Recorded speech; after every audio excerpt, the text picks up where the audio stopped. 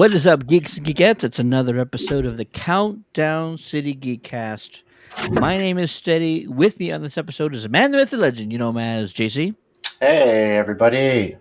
And we got the man behind the magic. You know him as Joe Garcia. Hey, everybody. Enjoying my 3-day weekend. It's coming to an end, but I enjoyed it. Me Aren't too. we all? Well needed. It's been like a hectic sort of start to 2022. Yeah, definitely. Yeah. Uh, I'm very happy because I just happened to be at Target. This is gonna be hard to see when they dropped a new wave of Batman merch out, and that's the Batmobile by Jada. Fantastic. I'm still looking for an Ecto One, a miniature diecast Ecto One. So if you happen to see one, let me know. What is it? But Like Hot Wheels or? no. This is a die-cast model by Jada. So, Okay. it's a much smaller size, but it's definitely bigger than a Hot Wheel. It's hard to kind of see it with the glare that there we go. Kind of see it. Up, there we are. Anyways, no, fantastic. A lot of detail and you really get I don't know. You know what? This is probably the first Batmobile that I was like not really on board with, and it took a while for me to get on board, and now I love it. Absolutely love the way it looks, and I can't wait to see it in action. So I hope you guys kind of feel the same way. Um, and then now it's a final countdown, right? Mm-hmm. We are going to be talking all about the Batman. Not this episode a whole lot, but definitely next week will be our final discussion preview for the Batman, our final thoughts, theories, what our expectations are, all that good stuff because it opens on the 4th. Fan events start in 8 days on the 1st. I will be in one of those and I'm very excited and I hope you guys are too. Tonight's episode though won't be about the Batman. We're going to be talking all about the finale of Peacemaker, and we also have some additional geeky weekly headlines to discuss. The first of which is something in JC's wheelhouse. I think you have some sort of a weekly show that you do about wrestling. I Yeah, I think do. I do. The uh, WrestleCast, of course. this was worth noting on our show. Uh, the WWE release that The Undertaker was finally, well, it was announced, I guess, that the Undertaker will be inducted into the Hall of Fame class of 2022. Yep. JC, this is probably one of the longest, most anticipated inductees in a while. Your thoughts on the breaking news? I think this was expected to be the headline inductee this year, hands down. I mean, since his retirement was announced last year, this is people predicted this was going to be it, so it's not surprising, and I'm very very happy for him to see him go in. So uh, long career to have a gimmick like his run as long as it has, and to be able to have a career as long as he did. And it's impressive, and it's pretty awesome to see it finally happen. Absolutely. Mhm. Joe, what's your earliest memory of Undertaker? Probably when I first saw him come into, the WW E at the time. It wasn't the WWF. It was WWF at the time, reverse, yeah. oh WWF. Okay. I was watching. I was watching him being introduced. And I was like, man, who the hell is this guy? He was all big, dressed in black, wore the Undertaker hat and everything. And then you just see the guy just tightrope in the ring. And it's amazing, somebody that size and somebody who had that agility and balance and power, it was like, wow, this is something, Guy put on a show. It was a memorable entrance for sure. And just from seeing that, and just the evolution of his character, and him adding more and more and more to the myth and the legend that was the Undertaker was something to behold. It just seemed like he got better and better and better as the years went on. Even the latter part of his career, he was still one of those iconic wrestlers that really got the crowd going. Even in his Absolutely. last match, I mean, everybody was just ecstatic to see him. His entrances are something of legend. It's something that you looked forward to. And I remember in one particular entrance that he had, he was coming down, the entrance, while the walkway, and he just stopped and he put his hands up, and then the lights went off, and then all of a sudden the guy just pops up from the middle of the freaking ring, or from underneath the ring or something, or he's in the ring, and everybody's like, "What the hell's going on?" And I forgot who he was. He's gonna, go up against, because I think it was WrestleMania or something, and the guy in the ring just like was so scared, and those reactions are just priceless, man. It was a lot of fun to see what the Undertaker was gonna do next. So rightfully so, that he's gonna be inducted now. He earned it. That's for damn sure. Absolutely. And I think that as a kid, absolutely terrifying. I mean, not knowing when you're first watching wrestling, like what's going on Eyes and rolling back. the ins and outs. Yeah, Yeah. terrifying, dude. And my earliest memories, when I first got into wrestling, it was like early 90s, late 80s, early 90s. I realized that I had missed a whole bunch of really good stuff. So I was going to my local HEB, and we had a Hollywood video Yeah. inside that place, and I was renting like every pay-per-view VHS tape I could find. VHS, folks. I was renting Yes. every single VHS tape I could find. Please be And kind. Rewind. so Yeah. exactly. And so I saw The Undertaker defeat Hogan when you thought nobody else could, like body slammed him. And he was invincible. He couldn't be stopped. You couldn't put him on his back. He would just get right back up and keep on coming. It was terrifying. My favorite moment was his casket match with Yokozuna. Also, like the demise of the Undertaker, the first maybe demise of the Undertaker. But it led to his the mythos. It led to Mhm. his legend expanding. People started um, seeing him out in public. Like that, there's reports the Undertaker being spotted across the country, like, and it was in news stations and stuff. And you're like, that can't be. He's dead. And and then it led to his like triumphant return, and it was pretty epic when he first came back, and he was wearing purple gloves now. Color amazing. Anyways, congrats to the Undertaker. It's been long overdue, and I say that because I really you know his career extended many years after I thought it probably should stop, but he proved me wrong, and he probably proved a lot of other folks wrong, that he still has something left in the tank to keep it going. So congrats to him. Can't wait to They should see have his. him they should have had him inducted with Paul Bearer.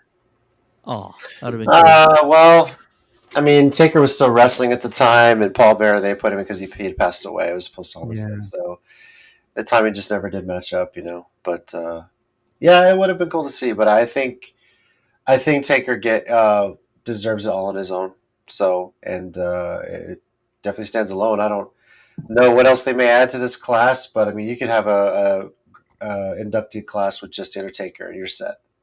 Yeah. You're set. There's nothing else you need to do. Yeah, but Bearer made the Undertaker's character even better, coming out with the urn and Yeah, it's "Ooh." creepy. That dude was Yeah. creepy. That dude was creepy.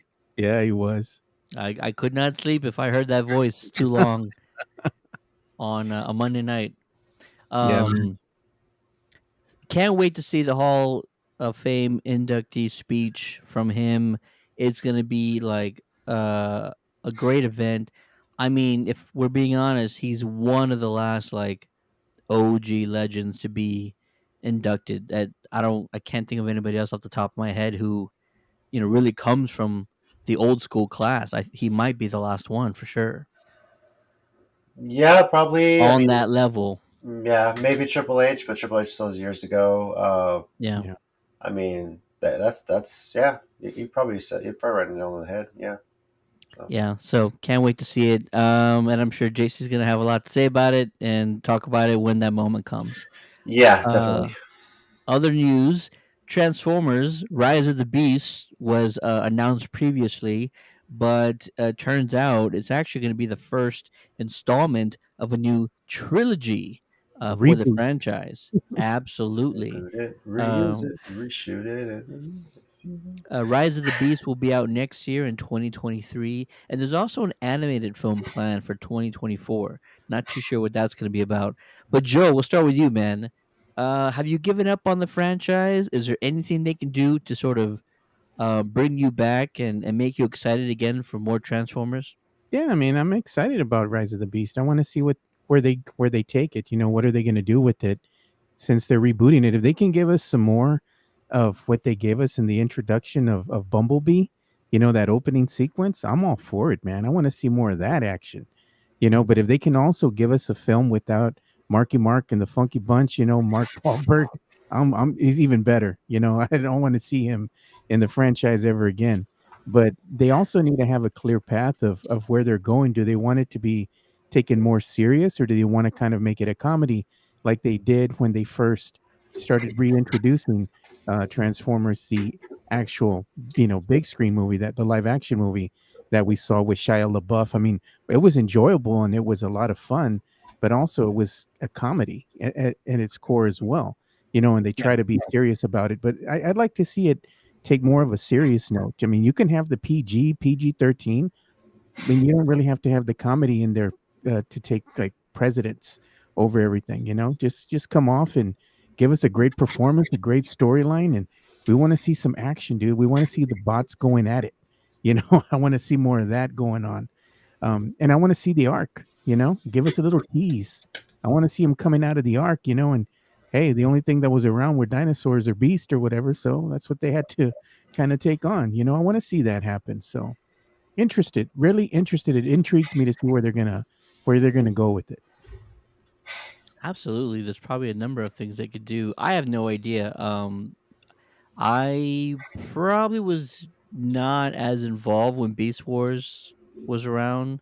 Um, so I probably have to freshen up on all that stuff. But yeah, JC, your thoughts, man? New trilogy on the way, an animated film on the way. Paramount's doing whatever they can to revitalize this franchise. Are you intrigued at all? I am. I mean, that is my childhood. I was a kid when all that stuff aired. I was young when the original Transformers animated movie was out and everything like that. So this brings back a lot of childhood memories. But I mean, it needed something, and Paramount's looking for a lot of content for their Paramount Plus service, and they announced quite a bit, reality TV and otherwise. So yeah, this I'm intrigued. I mean, I'm definitely gonna check it out. Awesome. Yeah, one of my Uh, favorite characters from the Beast Wars was the Velociraptor. I forgot the character's name, but I don't he remember. was a Yeah. Decepticon and he defected and joined the Autobots. So that was a really interesting storyline there. You know, how they show the progression of that particular character. So I'm hoping that that might even play out in the live action reboot. I hope so too. And that's actually not the only franchise that Paramount is really trying to um, revitalize. It was announced that the new Teenage Mutant Ninja Turtles film that's coming will be out next year in 2023. It will be more animated, computer generated CGI type animation. And this is the one that's being written from Seth Rogen. And there will also be a series of villain driven films for Paramount Plus. But I wanted to show you, gentlemen. Um, ooh, it might be tough to see this, but try it anyways. Yeah. The animation style of what they're going for. And so there's a little glimpse of it. Looks like claymation. It actually really does look like claymation. Very interesting. So what is this from? Was it a still from the actual Was artwork it like or? concept art or something? Yeah. Yeah, concept. Got the technodrome in the back. Got some sea creatures. Not too sure what that's about. But yeah, art style very different from anything that we've ever seen from any of the incarnations of the Ninja Turtles. But does look slightly intriguing. I think it might be more focused on comedy, um, character, story, those kinds of things because I don't know, let's face it, you can't do too many like high action sequences with just animation unless you go like I mean this kind of reminds me of Into the Spider-Verse a little bit. It's That's what I not was about to very say. yeah, it's not very sort of one dimensional. It looks like there could be a little bit of distortion with the animation based on the drawings of their bodies or things in the background. So I'm intrigued. I will see it. You know how they what they do with it and go from there. Yeah, if they Any drop other the frames thoughts? per yeah, if they drop the frames per second, it's gonna mimic a lot of what you saw in, Enter the Spider-Verse, and it looks like it's done in the similar style. They're probably using Adobe Animator, and Adobe products as well to kind of help with the stylization and the artwork of this particular, rendition of Turtles. So I'm Yeah, intrigued. I like it because it's more of a almost like a three-dimensional look without being too over glorified with CGI and making it really weird, So I'm willing to give it a shot. very nice, very nice. Lastly, more movie announcements, all from Paramount. They had a investor presentation last week, so that's Yep. why we're so heavy on the Paramount stuff. I want to hear what you're most excited for out of these next three announcements. Announcement number one: Sega and Paramount sign off on a third film in the Sonic series, live action series, with a Knuckles spin off series to be included for Paramount Plus. Second announcement: A Quiet Place will get a third film and complete its trilogy. That will come out in 2025. An additional spin off has been announced, and that will be out in 2023 next year. And the final announcement: a new Star Trek film is in the works, bringing back the original rebooted cast, which includes Chris Pine, Zachary Quinto, and maybe Zoe Saldana. She might make a comeback. They didn't. She better. She better, right? Yeah. Exactly. Yeah. She's a main character. Uh, Yeah. we'll start with you, JC. Your favorite announcement out of those three. It's honestly between Sonic and Star Trek. I've been waiting for them to continue the Kelvin timeline on Star Trek for a while now. The three films have been amazing, and it just kind of went away. I mean, they did other projects, and but to see that cast now, I think they were working on a fourth one before with the idea of some sort of storyline where Kirk actually got to meet his father in this timeline. So Chris Hemsworth would have made an appearance, but then Hemsworth became Thor, and the rest is history. But I'm actually very interested to see the fourth film, what they come up with. I believe they're looking at that as a Paramount Plus exclusive, so it may not be a theatrical release. No word officially yet, but it has to be theatrical. If they get the entire cast back, it has to. It's a great cast, and I would also like to see how they address the I forget his name, but the passing of the guy that played Chekhov in this timeline. He passed away in a car accident before the third film released after he had finished filming. So Yeah, um, Anton. Anton, yeah, I forget. I can never pronounce his last name, but Yeah, Anton was his that's first me. name. Yeah. Um, from the Sonic side of things, I mean, first movie was great. Second movie looks good. And I'm not surprised that Knuckles is getting a spinoff. It's Idris Elba. You might pay the guy. I mean, you get a high-profile actor like that to voice a very popular character in Knuckles. Really cool. But Sonic 3, Give me Shadow the Hedgehog. That's Ooh, gotta go that route. We got two with Robotnik. We're bringing in Knuckles. You better bring in Shadow. It needs to happen. This is what I want to see in the third one. So Anton Yelkin, yeah, who yeah, died tragically in 2016. yes. Yeah. Carl Urban, Zoe Saldana, Simon Pegg, all All a great confirmed. cast. All a great cast. And Fantastic. And if John they do, Cho. if they do a fourth, though, I think you have mentioned this before, Joe. I hope it ends with Sulu getting his own ship. That Yes, needs, Ooh. yes, that needs to happen. Yeah, just definitely like needs to they did happen. in the original movie trilogy. At some point they show him getting his own ship. And it's great to see because he's a beloved character. Mhm. Especially if you were a fan of the original series and you got to see the films, which I grew up with. Seeing Zulu get his own ship's kind of a big deal.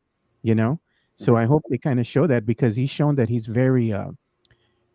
shown his tactical prowess, I think, especially in the last film. Even in the second film, I just watched that the other day.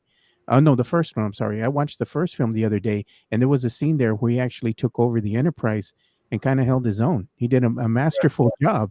So he's not just a good hand to hand combatant. He can also go ahead and captain a ship. He's shown that he's capable. So I like that. They really did a good job priming. J.J. Abrams primed his character Yeah. to have that storyline. I mean, in the third one too, he was pretty much the leader of all the crew that was captive as well for most of the movie. So he's in that spot, and they made a point to highlight his personal character, the fact that he has a husband and kids and everything too. Really playing that up. It definitely needs to happen. I really hope that's the route they go with it. I think that was a great way to honor the original Zulu, George because Takei, he yeah, came out, definitely. and it's great to kind of incorporate that into this character and kind of show it on the big screen. Great job. And I watched the original movie, the reboot of the Star Trek franchise the other day, and I thought it was really good. I still watched it and enjoyed it, even though you know what's going to happen. Hmm. And seeing Spock up there, God bless him, rest in peace. But it was great to see him up there on the big screen again, and I think they did a really good job of recreating that essence, but kind of uh, putting a little twist on there for the modern era, Yeah, I liked everything from the way that it's shot. Thought it was a beautiful film, and I liked watching the sequel as well. I thought Khan was good, that character of oh, it's Khan, great. Yeah, There you great. go. Man. And then even the latest one that they made in Into Darkness, not Into Darkness, but Beyond. Beyond. That one was great as well. I thoroughly enjoyed it, and that little callback to playing the Beastie Boys in the end was a good touch as well. So you were right on it, Is this man. classic rock? Is this classical music? Yeah, that was such a great little thing. You know what made me laugh so much, JC, in the original reboot, of Star Trek with J.J. Abrams. The funny part was when Kurt he gets his hands all swollen and he's trying to walk around. Yeah, And gives you him got that shot to your get tongue him numb? on the ship. Yeah, Yeah, is your tongue numb? Is your tongue numb? I can fix that. He's you all, got numb yeah. tongue. You got numb tongue. Yeah, And then when they go get Scotty and he gets stuck in the water tubes and he's yeah, almost gonna get sliced up, that's hilarious too, man. And then that guy, the character that Scotty works with, he's like, "I got to eat. You eat like a bean and you're done." yeah. That little dude's funny as hell too. So I love these the characters. They mesh so well together. That's the thing is that you have to have that chemistry to make the films work, and they got the chemistry with this cast. And to kind of see the full arc. I don't know if this is going to probably be the end because I don't really see him doing another film beyond this one unless Mhm. they split it up into two parts. But again, seeing where they take this, I always wanted to see the Wrath of Khan kind of remade, but I think we've missed that opportunity, and they've shown that they're going to probably go in a different direction. And if they do, that's fine. I'd like to see a new threat emerge. Maybe they can give us a modern twist on the Borg or something. That would be Ooh. badass. Yeah, there's a lot they can expand, and the beauty of doing the Kelvin timeline is they can go a different route with things. You can do a different story. So, and if this is the last one, so be it. Just give me a good story, give it a good ending, and honestly, with what they have planned for Star Trek, the way Discovery's going with Strange New Worlds, they're really focusing on the original timeline too. So, Even with Picard, they're reintroducing the Oh yeah. Borg, so that's going to yeah, be very cool. Yeah. the time travel element with that too. So, yeah. No. Yeah. I well said, Joe. they want, I'd say try and, they've messed with time travel already once. Maybe they pull some crossover stuff and Mhm. incorporate some other characters from other series or other Star Trek projects and get the fans, pretty hyped for all that kind of stuff. They've already But done it yeah. once in one film. They had, Voyage Jean Home. Picard and, Captain Kirk, kind of, Oh, it's Generations. Yeah, that's a polarizing film, but it's what it is. So yeah, it was cool to see them both in the same frame on the big yeah, screen at the same yeah. time. It's like, okay, it was cool, but yeah, I mean, the film wasn't all that, but it No, was a good callback nonetheless. yeah. If Yeah. if they do this, I know they're doing this time traveling with Picard. If they find a way to get him to go back to where the Voyage Home was, and they just kind of throw that little cameo, that'd be pretty funny. But good luck using that footage, right? But yeah, I'm just see how they go with Picard on that. So. I think my sleeper hit from the new films, with Jean-Luc Picard and The Next Generation, was probably First Contact. I kind of enjoyed that one the most because it's showing you it was kind of like the cowboys, the Wild Wild West when they're first starting to get into this faster than light, travel that is possible, but it's made possible by Mhm. developing these new engines and the new technology, and it's all strapped together to this on this ship that's just a piece of junk, dude. Yeah, Biggest piece of junk you've ever seen, and that's the thing that ushers in this new era of space travel, and forms the Federation here on Earth. So that was really, to me, that was a really cool callback, and I love seeing that film. I'm also as excited as you gentlemen might be for the new Star Trek movie that's coming out with this cast because I love this cast so much. They're Yeah, just so damn funny. They're so damn cool. Simon Pegg, love Simon Pegg. Anything he's in, anything he's done. So yeah, always glad to see more Simon Pegg in all of this. But I am equally as excited for the A Quiet Place universe still yeah. expanding. What story do they have left to tell in this third one? Does it revolve around the same family? Probably. And the spin-off that they're going to do, maybe it deals either with the perspective of a new family or maybe the military, how they sort of came in blind to this whole situation or, their first offensive or defensive strategy against this alien invasion and how it did not go so well. Something along those lines would be pretty cool. Or maybe what the government was kind of seeing, hearing, expecting signals that were being transmitted before anything ever occurred. You know, getting unidentified flying objects on satellite, not knowing what they were, and just go from there. There's a lot of interesting stories you could tell in this universe, and so whatever they decide to do, I'm all for it. Can't wait. Yeah, I got some ideas in that as well because one of the things that we haven't seen is we saw them coming to Earth, with pieces of a meteorite, right? So it would be interesting to me if they want to go ahead and kind of bring it full circle to see how they got here. We know that they traversed or traveled on a meteorite and they're very tough, and they come from a world that kind of they had to evolve that way to live on because that world that they came from was very inhospitable and, you know, had them with this armor and all that, that's almost impenetrable. So I'd like to see an opening sequence maybe of what their home world looked like and what was the calamity or the catastrophe that took place to kind of Ooh. blow it up into bits and show them coming over here. What caused their world to blow up? Were they attacked by another alien race or was it something that maybe we sent out that caused that, like a Voyager probe or something that kind of started maybe an interstellar war or something. That would be interesting to me to see what actually transpired.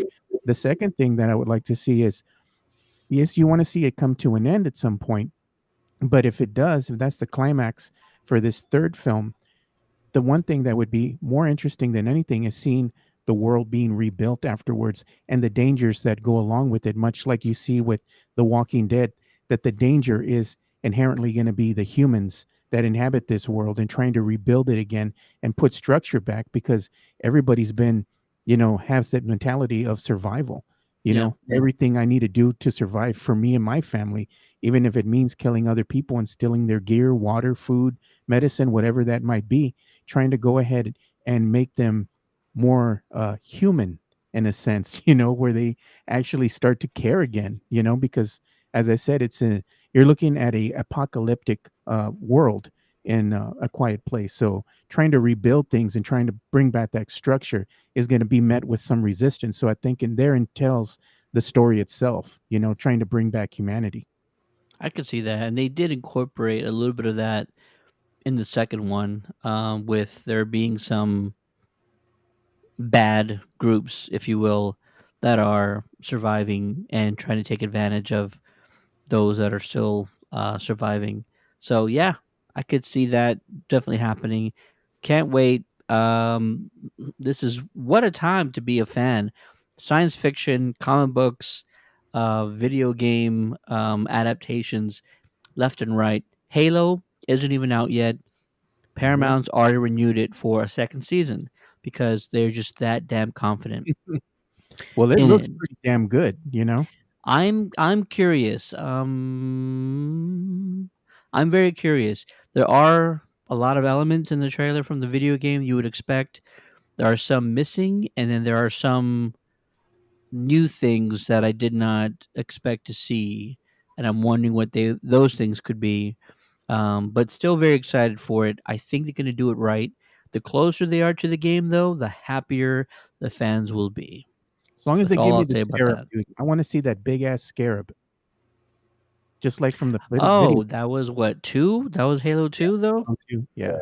Yeah. I mean, let's see that at the end, and then we'll see that bad boy in action in the second season. Yeah. Don't give away the farm on the first one, baby. Make sure you Show me save the some. scarab. Show me the scarab. There you go. That'd be cool. Lastly, let's switch over to DC. We're about to start talking Peacemaker, but not before I bring up what appears to be most likely the stunt double for one Mr. Michael Keaton on the set of Batgirl. This could be test footage. This could be an actual scene, but this is definitely Keaton's emblem on the chest plate. It mimics the 92 suit very closely, but not an exact replica. There are some major differences. The cowl and the base of the cowl, especially, are very different. Gold belt, no longer sort of a darkish, uh, overcolored gold, if you will, but looks menacing, looks fantastic. Gentlemen, your thoughts, Joe? Well, I like it. I mean, it has more of a darker tone. No more of the yellow belt. Everything's black. And not only that, but there's a lot of sheen to it. So it means that he's upgraded the armor at some point in time. So it'd be interesting to me to see what is this suit made out of, and I want to see it in action. Because we knew the other one was kind of it gave the appearance of rubber. It was basically an over glorified diving suit. For all Yeah. intents and But it was purposes. so Yeah. yeah. So in the newer one, now with the advent of all this, materials that they have at their disposal, I want to see what is the detail. What are the details of this particular suit, and what are its capabilities, and what has an older Batman learned? Because you do learn things as you get older. Maybe the body might not hold up, but you still got some little tricks stored away. So I want to see what his little bag of tricks are in this suit. Oh, definitely. Even more of a Michael Keaton Batman in his prime, if you will, or maybe a little bit after his prime, but he should still be, real formidable. JC, any thoughts on the look for Keaton? I kind of missed the yellow utility belt from it. I thought that was always a fun part of the first couple of films. Where does he get those wonderful toys? I'm curious to see what if they're going to have some sort of joke about all the crazy gimmick stuff that he had in those first two films and everything. Is So shark repellent? Where's he going to put that? yeah, right. Yeah. So, but yeah, it does. You can see kind of an updated look. Looks a little, I don't know, a little blocky in parts too. But like you said, this might be a stunt double. This might be Keaton. Who knows? But either way, it's kind of cool to see that suit back and some sort of I guess a movie set shot as well. So Yeah. Mhm. At the very worst, this would be a test suit, and they're Mhm. just running through a test scene, if you will. That's at the very worst. Yeah. This is most likely not Keaton, because this individual looks pretty tall and pretty muscular, and Keaton is not any of those things Hey, at you his might have been age. working out during the pandemic. You never know. So I was gonna say Could just be, from could the be. film itself, I like the textures that are being used, the lighting, the use of shadows, especially on the face, and the way that it kind of cascades off of the suit itself gives it a more menacing look. So I appreciate the darkness with the light, that they have in this particular still. So very Yeah, good, very well done. it's really hard to tell because this photo is so small, but the base of the cowl actually runs over as far as the shoulders, which is something we've not seen. Even Keaton's cowl at the base, sort of in a web like manner, had tentacles, if you will, that kind of went in all directions. But this almost seems more hardened and helped to keep sort of his shoulders at a certain point, which is new. And I wonder how that's going to look. I wonder how that's going to move. It looks like it would be very difficult to do so. But Yeah. I've always talked about, we've never had a lot of that over the cape look for Batman, which is so iconic in the comics as mhm. well as the animated series. Batman's cape always thrown back, all the Nolan ones thrown back, out of the way, all that stuff. Keaton was really the only one that ever had it sort of covered from time to time, I think. Yeah. I'd have to go into the sequels and see if anybody else ever did it, but this might bring that back, having the cape sort of Yeah. a little in the front, closed at times while he moves or walks around like he's floating. I'm all down for that. Bring I that like sort the of, bulk. huh? Yeah, I like the bulk of this Batman here, kind of reminiscent of the way we used to see Frank Miller draw 'em, Sure. kind of like almost in that Sin City style kind of thing. And another thing I noticed too in this still is that they have a rail on the ground there, so it means that they have some type of rig on rails, so they could be For the shooting camera. some type of action sequence where there's a lot of movement needed in the actual shot itself. So could be test footage. Yeah, which is what. Yeah, definitely. I'm not saying this is Keaton at all. Oh yeah, Definitely, no, just for sure, this is Keaton's Batman at some later point in his career, and this has to be a stunt double. This individual looks as tall as Ben Affleck would be, and I know Keaton's 5-6 inches maybe shorter than Affleck is. So yeah, cool.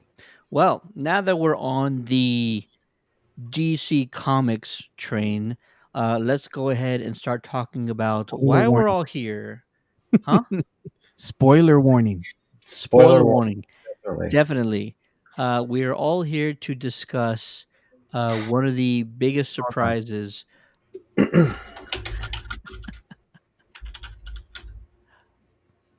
One of the biggest surprises of this year, and that is the Peacemaker series on HBO Max. And we've been talking about it each and every week.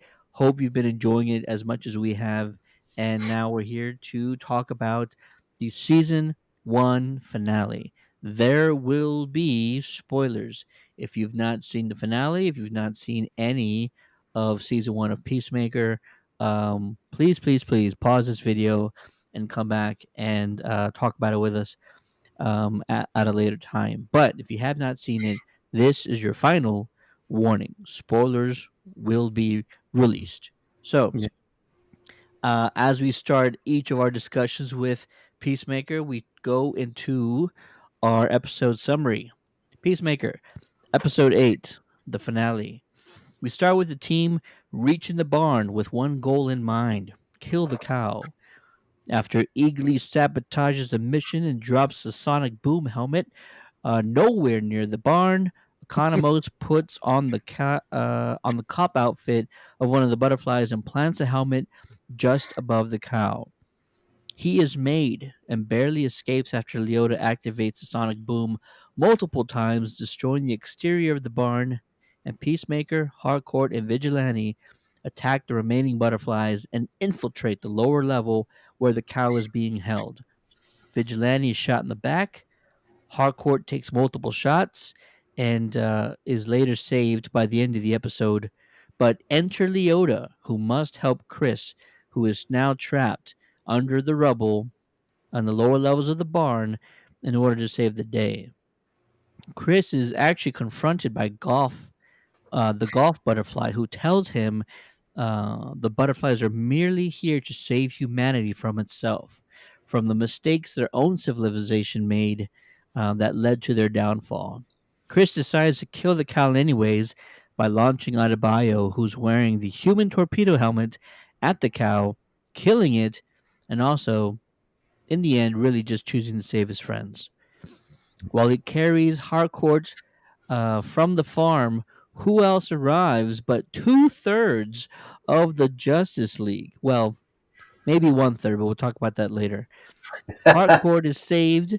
Leota outs the Suicide Squad program as well as her mother, and the episode ends with Chris back in his trailer with Eagly, the butterfly golf, and the haunting memory of his father, Augie. JC, your overview general thoughts about the Peacemaker finale. I had to pause the show and laugh for a good 5 minutes when the Justice League made their cameo at the end. I'm just going to start it out by saying that, but this was such a great series. I mean, James Gunn is just nailing it on the head. And even then, I don't know if you guys have seen the gag reel from this season because they posted it on Twitter. It's a good 9 minutes long. Plenty of jokes. Definitely not safe for work. Not safe for kids. Cena. Cena's humor is on point, let me tell you, and so many stuff they ad libbed is great. But this was just a great finale. All the action needed there, all the humor in the right spots. Eagly's been so reliable up until this point. Couldn't get the helmet in the right spot. What the hell happened? Nowhere even close. Nowhere close. It was so funny, but I just this even the little things like some of the stuff that's just like funny. Vigilante, you think he has a dramatic death and he's just walking up, hey, what's up, guys? At the end, it's little things like that were just so good. And I was actually though very surprised at the Adebayo revealing everything, spilling all the secrets. I was pretty shocked by that. That was like, wow, what are they going to do in season 2 now? But I enjoyed it. This was a fun series through and through. Finale was great. So many of the jokes they made about every member of the Justice League throughout the series just came to a head there at the end, and it was even about Arrow. Yeah, the Green Arrow thing. Yeah, and Stephen Amell, by the way, had a great response on Twitter about it too. So that was hilarious, JC. What did they say? Oh, that one's true. Yeah, that was true. Yeah, that one's true. Yeah. Joe, what about you, man? Your general thoughts about the Peacemaker finale? It was hilarious, and I mean, even when they're just a bunch of fuck ups, dude, from the get go, and it's so funny. Even just in the opening sequence when they're Adebayo's bringing out all the Peacemaker helmets, and this one allows you to breathe underwater. This one's anti-gravity. This one's the human torpedo. This one gives you scabies. Yeah, this one gives you scabies. Where everybody else, not the user, just like they seem pretty worthless, except the anti-gravity one and the sonic blast one. Those are pretty legit. You could use those. Even the one for breathing underwater. Okay. The human torpedo and the scabies, not so much. But then, they're trying to explain, oh yeah, this is what the various helmets do. And Adebayo, I guess, kind of forgets that they're voice activated. And she's like, okay, so this one is activate anti-gravity. And the freaking helmet just starts floating up. And you have what's his name? Vigilante right there looking at it. And I'm like, dude, you wouldn't think to grab the helmet, and say deactivate anti-gravity, or hey guys, the helmet's taken off. He's just hey, just to show you like the intelligence level there of this guy. It's like you would think you would grab it first and then get everyone's attention, but no, he's hey, and then they look and they're just all watching in horror as the helmet just floats away. And I think Peacemaker said it best. He goes, it's not like I have the tools or the know-how to make another one because the guy who made it is fucking dead, you know? So where the helmet went, who knows? It's probably still floating around Still floating. somewhere. I was waiting Yeah. for post credits to see it like floating off and somehow ending up with a Phantom Zone or some shit like that. That'd have been great. Yeah, that would have been hilarious. But it's so funny the way that they just, you know, do stuff like that. It's like they just mess things up from the get-go. And then they're like, "Oh, well, how are we gonna get it over there now?" Well, Eagly. And they're trying to explain to Eagly, and Vigilante's copying Peacemaker as he's trying to talk to Eagly. And then Eagly looks at Hardcore and he goes, "I know we don't like the blonde lady, you know, the mean blonde lady." He does. Eagly apparently doesn't like Hardcore, obviously. And then they're explaining to Eagly, "Take the helmet, drop it off over there in the barn." You don't know. I mean, come on, man. He's a bird, dude. Like, really. What do you think is going to happen? Hardcore goes along with this nonsense. And what happens? Eagly passes the barn, drops it in the forest, and she's like, "Of course." I mean, it's like you knew it was going to happen. And then they're over there trying to find the damn helmet. And what happens? Peacemaker gets stopped in his tracks because he sees his dead father. And the his dead father's like, "You thought you got rid of me, boy?" I'm just like, "Oh, man, this is Terrible. not good." And No. then Hardcore happens to stumble upon the scene where he's trying to kill his dad with the blow dart. So she's like, "What are you doing, Chris?" Like, she was gonna confront him, and like, you could tell that she was concerned and she felt empathy for him.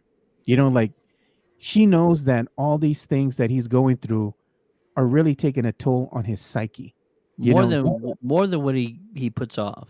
yes, exactly. Like, he just does the missions and he does these things and he's looking for friendship because obviously he's gone through some stuff.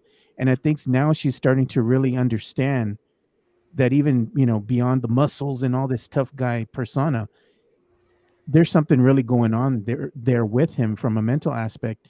And I think that's really, if they have another season, which I'm sure they already greenlit the season from what I Yeah. saw, um, Yep. that'll probably have a part to play in the second season, at some point, because I'm sure that his dad's going to be popping up in other places, so to me that was very an interesting aspect of the mental state of being of one Peacemaker. But they find the helmet, they go on, and then she goes, "I need you to do one more thing." And Peacemaker, they show him go over there and dispatch one of the guys who has the butterfly, the security guard, or the guy that's dressed in uniform. I don't know. He's not a security. He's a police officer. Mhm. Yeah. And they need to go ahead and get Local law enforcement. Yeah. yeah, they need to get Diebeard to wear his outfit. And he's like, "Why is my outfit wet?"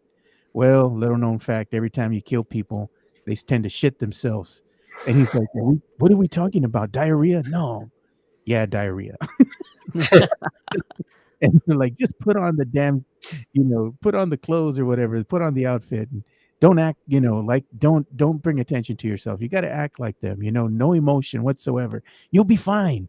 I'm like, and the guy's already nervous, this isn't going to end well, I mean, he's used to being behind a computer keyboard. He's not a guy of action so much. He's been forced to, because of the excruciating circumstances, that are Not a surrounding. field agent. Yeah. Yeah, he's not a field agent. He has to be at times because there ain't nobody else, but this is just a normal guy. One of you think of him as your dad, normal, typical dad that's just sitting down playing some video games somewhere. That's what this guy is. So he has to go there and infiltrate, the barn, and immediately he gets stopped, and they're like, where are you going with that bag?" And he's like, "Oh shit, the jig is up." He started to panic already. They had to calm him down, and he's like all nervous. And then finally, he's like, "Oh, okay, cool. I'm going to put the bag over here in the barn." "Oh, okay, no big deal." Hey, why did your guy do that to his beard? Like, Yeah. And that's the sad part, man. You feel for dye beard, dude. Well, I never thought nobody would notice it, and I buy the cheap dye because that's all I can afford. And you hear everybody else, and they're listening to all this and they're like, "Oh, poor die beard." We need to Yeah, be man. a little nicer to him because I know Peacemaker's always giving him shit for it. And even says, "Well, nobody ever told me anything until this one guy," and he's like, Peacemaker's like, "Oh shit, I should be nicer to die beard." So poor Diebeard goes down the steps of this to the, I guess, the labyrinth that lies beyond the underneath the barn, and that's when you see that thing that looks like Silky, the big old worm, the cow, Mhm. The and he's cow. like, "Oh shit, I'm out." He didn't even make it all the way down the steps. He just drops it and says, "Oh shit, I'm out." He gets out of there, and that's when all hell breaks loose. And I thought it was a very well done episode. I mean, what a better way to end this, because throughout this whole series, what have we always heard? Peacemaker giving the Justice League shit. Oh, Aquaman, he's just over here fucking fish left and right, and he's talking about Superman. He talks about everybody. He has a story for everyone. Oh, they're not that great. Oh, this guy does this. Oh, this she does this. And then what happens? These guys just somehow manage, even though they got shot. Hardcore gets shot. We think she's freaking dead, but no. And then we see Vigilante get shot, and he's like, "Oh shit," and he still dispatches the guy that shot him. And even when the odds are against them, they always find a way to get it done because they work well together as a team. And then what happens to Diebeard? Oh man, I'm gonna have to go into action. Bam! He bust his ass, and what did he do? He split his chin open. He broke his leg or something. It looked like he broke his leg. I don't know if it came out. A bone It out as might well. have, or I don't know if he just It sprained it or was something. But yeah, just like tripped over something. It wasn't like he was in any major action The thing. wood from the fence, I think he tripped over, and he Already messed busted himself his leg up. up, which I thought was funny. And he's yeah, it was telling out pretty bio, hysterical. be And then he careful, you can crawled get hurt." all the way over to Leota. Yeah, I'm like, that was a pretty fast crawl, my guy. yeah. Diebeard's pretty good on the ground, crawling. There you But it go. was funny because you see what happens when the odds are stacked against him. They send Chris in there, aka Peacemaker. The walls start collapsing. He's trying to fight, and he gets this pile of wood. The staircase just collapses on him, and he can't move. He's like, "Oh shit, I can't move," and they know something's up. So Adebayo goes in there, and she's trying to take you know pieces of wood off to kind of free him up, and she does, and It she's like, wasn't her. It was actually golf that drug him out from the rubble. "Oh really? That was Yeah. golfer." Yeah, it was done very well because we thought it was Leota, and then a hand grabs Chris and ends up being Oh golf. yeah, I And remember that now. and I love this twist because like finding out Mern was a butterfly, great Yeah, twist. And we thought we knew the entire story, and yet here's the final twist that they're actually trying to save humanity. humans from themselves, which it's a Wow. story. It's a story of Krypton, right? Like, no one wanted to believe that the planet was in danger, and then lo and behold, the entire thing erupts, and Kal-El is onto Earth because his parents needed to save him. So, So um, let's kill all of humanity to build up the new Krypton that we want. This is what they wanted to say. Yeah, We're I gonna mean, so we're gonna kill all of them and take over their bodies so that we can prosper. So see, the good yeah, intentions there with these butterflies is that that's what they're trying to do. We're trying to go ahead and save you guys, but in trying to save the human race and take over everything and were make they them. going to? I Here's the don't thing. know. I don't know if they were. I feel like they were going to take over just as many humans as was necessary to prevent any catastrophic event from happening, but not every single person. I don't believe. See, this is the thing with trying to help somebody with good intentions. You know, at some point, it kind of gets away from you, and before you know it, you've already infiltrated everybody. But you had good intentions. At that point, when you finally realize what you've done or what you've become, you've already reached the point of no return. So at some point, even though their plan started off with the best intentions, I think once they had fully executed that, the butterfly cell would have already spread all over the world. And before they know it, the human race would have become endangered and possibly only have very few numbers left. At that point, they probably would have said, "Oh shit, we kind of took over things, got a little out of hand." yeah, one of them where Thanos is trying to explain what he intended to do is like, well, it sounds like genocide. Yeah, but it's really not. And It's trying the to thing. Really sounds like genocide. really doing that. So, how very Peacemaker of it was like he listens to all that this impassioned speech. He's like, activate human tornado, get out of here. Yeah. Yeah. So I love it. the whole Great. episode was really well done. We got to see the cow finally get dispatched by Adebayo, going into activating the human torpedo and goes through the chest of this thing. And then it comes out with the guts and everything. And she's like covered in this alien blood. She's like, oh, gosh. It's super real how they did that too, which is pretty hilarious, by the way. So, So cool. Yeah. And the big payoff, I think, at the end was seeing that, Peacemakers has hardcore in his arms. mhm. He's picking her up because she's still alive, and they're just gonna try to go and get help for everybody. Everybody's all fucked up at this point. Everybody needs something, some type of medical attention. So they're picking up the pieces and trying to get to the nearest hospital or whatever to take care of everybody. And then what happens? We get the iconic cameo, the Mhm. Justice League, freaking Peacemaker. Y'all are late, you know, and it's cool how they in fact use the actual actors for both Flash, Ezra Miller, and Jason Momoa for Aquaman. And then he kind of makes that side comment, he fucks fish or whatever, and Flash is like, So Yeah. true. it's true. It's not a rumor. That's what he says. Yeah. Yeah, great. Fantastic series. Fantastic finale. Refreshing because we really haven't seen anything like this in live action form. I guess you could say The Boys is probably the closest to this, and Mhm. yet there's a lot of moments where The Boys is still taken more seriously as a series than Peacemaker is. Peacemaker is just all about a dysfunctional family that's trying to save the world, and it's refreshing because we haven't gotten anything like this. I would say probably ever. The But magic yeah, behind all this has been one John Cena. He is the breakout Oh uh, yeah. character of Peacemaker as far as an actor goes. I mean, he's amazing in Peacemaker. yeah, and I warned you guys. I said John Cena is one funny dude, and he just has never had the solid opportunity to sort of really stretch his comedic chops.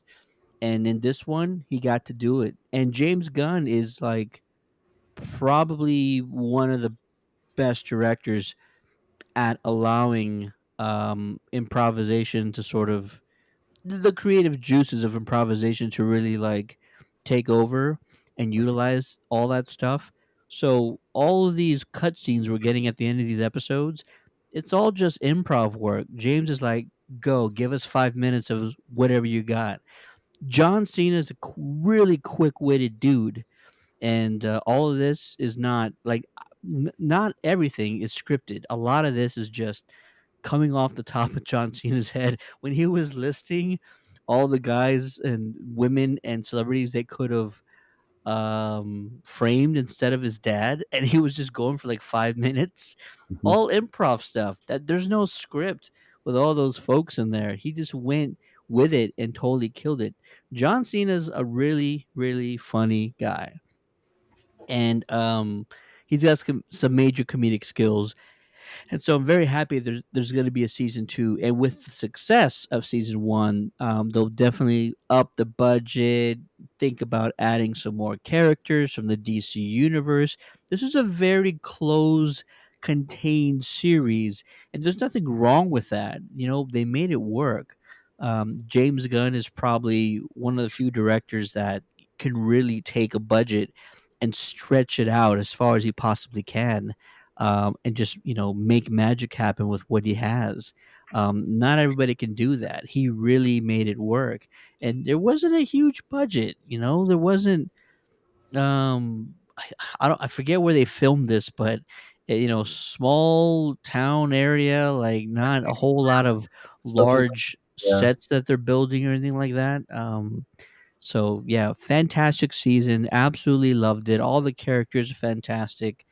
Um, we need to talk about the Justice League cameo a little bit more because it definitely was surprising that they would first of all do it, and then it was also surprising on who they incorporated and who they did not. So what was really interesting is that they actually had Ezra visit James Gunn on the set of Guardians of the Galaxy 3, and that's where he was able to film his scene in the Flash outfit. Well done. So thank you, Marvel Studios, for being nice and letting James Gunn. Yeah. If Huh? you refer to that, Marvel owed him one. That's true. As True. yeah, True. I forget the actor's. I can't pronounce his name. That played Myrn. He had to film some test footage while he was on Peacemaker for Guardians 3. So it kind of went both ways there. Yeah, so who says you can't cross over, right? Who says they can't work together?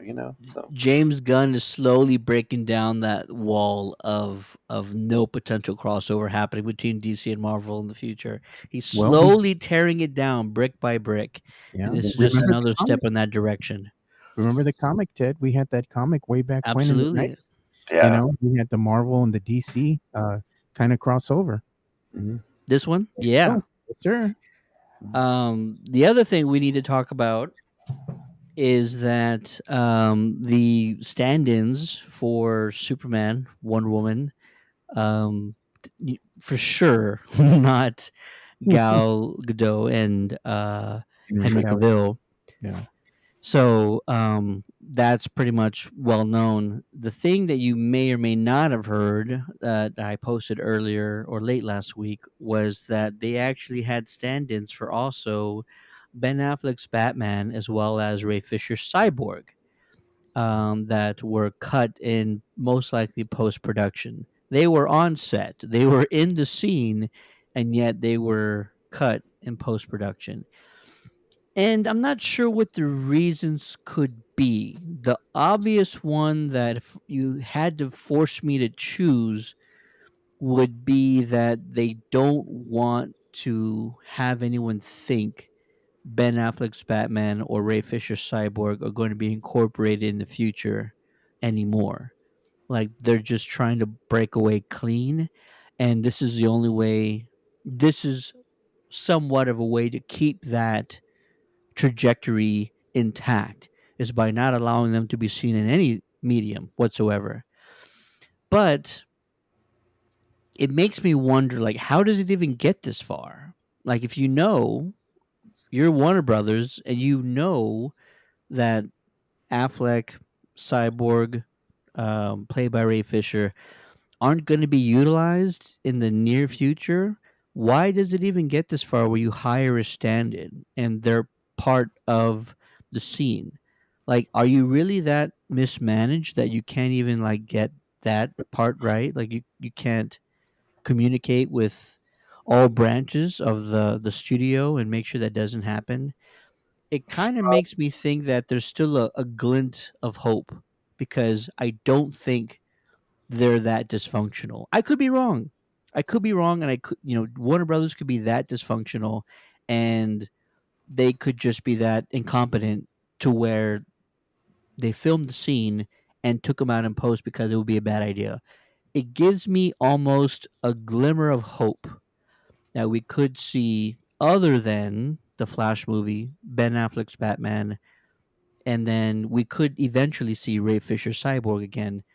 And they're just trying to save any future representation of them for a better revealing moment other than this Peacemaker season finale. That gives me a very small glimmer of hope. And I'm probably just in denial, but I feel like Warner Brothers can't be this incompetent, right? Right, GC? Did we see what they did with the Justice League film? You're really going to ask me that question? I mean, Uh, you can't make the same mistake that many times, is what I'm trying to get at. Come on. They don't like the fact that they got shown up. They don't like the fact that Snyder showed them up. It's like, here's I made a better movie. They don't like the fact that they made Ray Fisher. He made Ray Fisher a star, and they apparently didn't want him to be a star. Whether that's a racist thing, who knows? For his part, Gunn has said the reason they weren't included on there was that I guess they have some storyline planned for them. At least that's the reason he was given, or that he said in an interview as to why they weren't ultimately included in the finale. But he was going to pick his battles there. But the idea that they probably did film it and that they were cut. I don't know. Maybe there's something going on in this Flash movie. Who knows? Who knows what the issue is? But part of me wishes that Gunn should have just said "fuck it," included him anyway, and what are they going to do about it? So maybe they always edit these versions and put them back out later. Maybe somewhere down the line, somebody will be watching it, and Gunn kind of sneaks in the version with both of those stand-ins also included. Who Ooh, knows? You know? deleted scene. Yeah. Yeah, I personally think it was done purposefully because they don't want either character to be in the continuity of moving forward with this particular Justice League. I think from their perspective, these are the guys they're going to roll with. You know, they're without them, without what they didn't include them because I guess that also could be interpreted by they're going to go with the group that they have right now, but maybe they're kind of open to at some point in time reintroducing these characters such as Ben Affleck's Batman, Ray Fisher's Cyborg. I mean, they could go ahead and recast Cyborg as somebody else, but it's going to kind of leave the fan base jaded, because they kind of For want to see sure. Ray Fisher have some redemption. And I mean, everybody makes mistakes at some point. Of course, Warner Brothers has been notorious for making mistakes with the Too many. DC, in the advent of the Justice League, but this would be them owning up, saying, "Look, yeah, we messed up. We're going to bring him back." That would actually increase sales because fans would love to go to the, theater again and see Cyborg, played by Ray Fisher again. That would be a redemption story to know, and you could actually make a series about that or a film about this is what happened. This was the aftermath, and then look what happened at the end. He is a redemption because he was able to portray the character once again on the big screen for DC. That would be a kind of like a 30 for 30 in itself. But DC is, unfortunately, they're going to have to deal with Warner Brothers, and Warner Brothers looks like they just can't get out of their own damn way. No. There's just too many, too many people that want to be in charge of properties that they don't know how to run um, in the right manner. They need to let the directors portray their vision on the screen and trust that they're going to do a good job. If you hire good people, trust in them. Don't go ahead and try to change things right away and give your input. No, we got to take this out. We got to take this out. The director can't direct at that point. It's like the people in charge want to be the directors, then go out there and direct the film. Don't hire a director.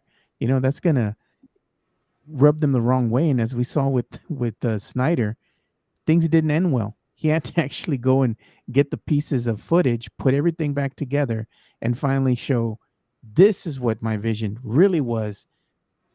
The powers that be got in the way. DC, Warner Brothers needs to stop doing that.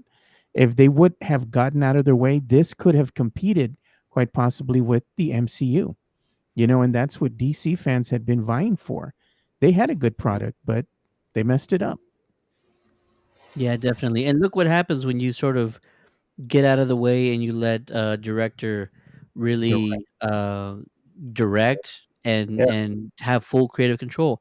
James Gunn came out with the Suicide Squad film, widely praised, highly entertaining, and then his first spin-off, even though you have the likes of Idris Elba and you have Harley Quinn, you have all these other comic book characters. You go with Peacemaker as your first spin-off from that movie. It ends up being a huge hit, and everybody loves it. And it's getting millions of views. Critics love it, fans love it, and look what happens. Warner Brothers, sorry, when you just let directors and give creative control to your writers and just let them run with it and just stay out of the way. Good things can happen, and more good things should happen. I think they'll hopefully learn their lesson and continue this trend of not meddling in so much with the creative control of future films. But DC Warner Brothers is a peculiar one because as much as I like that they did bring James Gunn in to sort of direct movies, and they're bringing in other talented directors. I feel like their properties they're stretching the DC Comics universe too fast, in my opinion. The other day there was an announcement that they're developing a Wonder Twins project, and I'm like, My it's God. it's too soon. It's we've only had one Justice League movie, and it took years for the good one to come out because you released the bad one first, um, The Wonder against Twins have all the no wishes of the powers. fans. They turn into a puddle of water, bro. One of them does. Yeah. So it's like, I think you're going too far too fast with this stuff. I really want a more controlled, well thought out. I mean, it's not my studio, it's not my property, but I would really hope for a more controlled, um, well strategized plan on how to introduce more characters into the DC universe. And maybe they do have it. Maybe they absolutely do, and then I'll get exactly what I think all the fans want.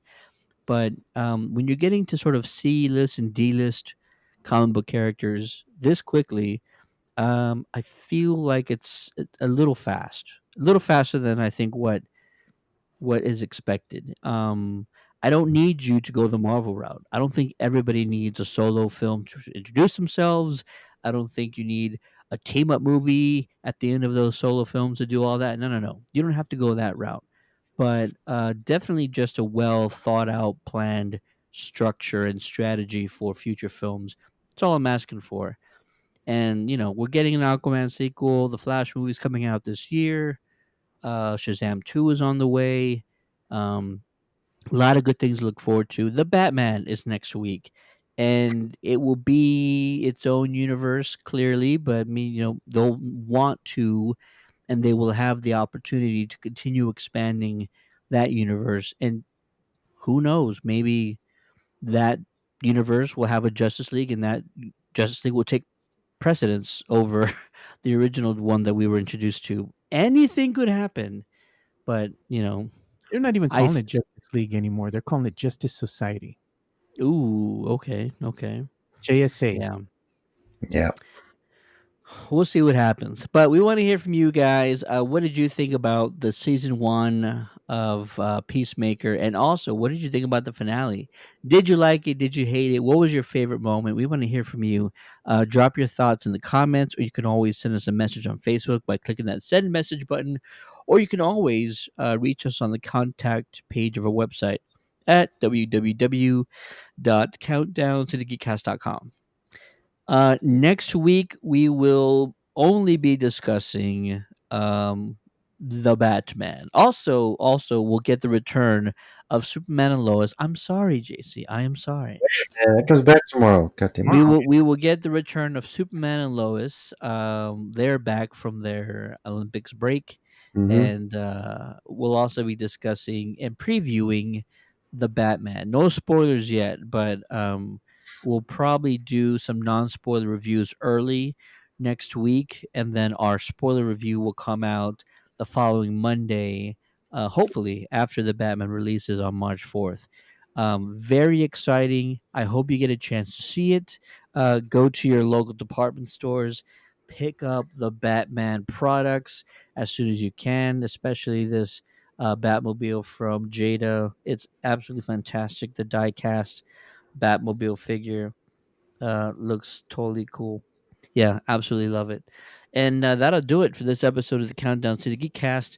Once again, my name is Steady. Thank you guys for watching. Please like and subscribe so you can be a part of our future episodes. And don't forget to let us know what you thought about the Peacemaker. Can't wait to hear from you guys. We appreciate it. With me on this episode is the man, the myth, the legend. You know him as JC. Thanks for watching, listening. We'll see you next week. And we also got the man behind the magic, the one and only Joe Garcia.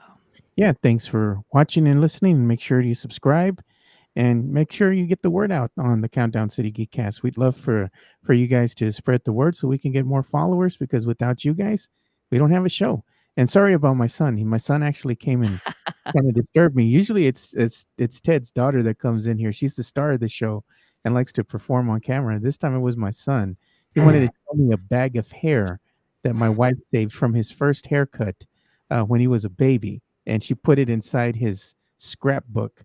And he's like, "Dude, did you see what mom did? She saved a lock of my hair when I had my first haircut." He thought that was odd because it was still in the bag. Yeah, we still have my dog. Mm. Let's put away, actually. Yeah. So, You had to not, share that with me. yeah. And on that note, have a good night, folks. We'll see you next week. Thanks.